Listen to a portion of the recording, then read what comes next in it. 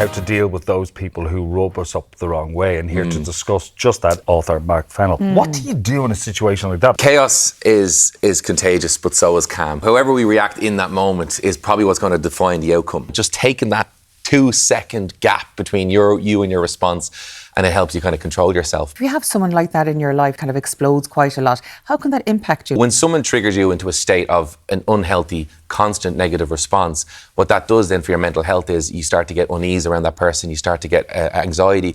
So what happens is you become hyper-vigilant, you can be hypersensitive, and you can become then, if you're dealing with a boss like that, for example, you can't back chat to them, you can't really stand up for yourself initially, but then you come home, then you can kind of take it out on the family, take it out at home, and that's the problem as well. If you're under or coming under someone like that, the big thing is openly and honestly ask yourself, okay, I need to deal with this. I can't let this just continue, because it can be soul destroying. Like, particularly if someone's narcissistic or egotistical or manipulative, being under that on a constant is going to wear you thin. I see it, observe it.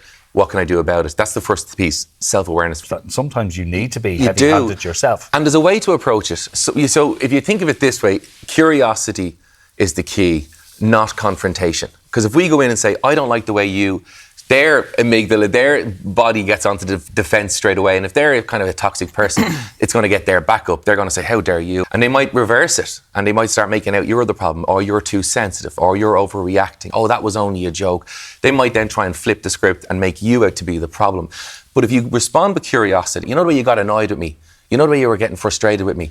Why was that? And the reason I say curiosity, because when a person feels listened to, they're less likely to attack you, because they now think, oh, this person actually listens to me. There's a line in the sand with this, because some people will just want to tell you what they say, won't want to hear what you think, and will try and dominate you. And then the power of the pause. You know, we all talk about this in communication. Whenever I'm doing corporates, I always teach them the power of the pause is a powerful thing. Whenever someone says something that hurts you, offends you, or you're not happy with, pause for just those couple of milliseconds. Just take that breath, regulate the nervous system, just that little second, and then respond. So if they say something you're not happy with, just going to go, because silence is very powerful, and it makes the person then reflect on what they've just said. So what you do is you react with curiosity, not confrontation, power of the pause, and then what you do is say, well, look, I understand why you got annoyed.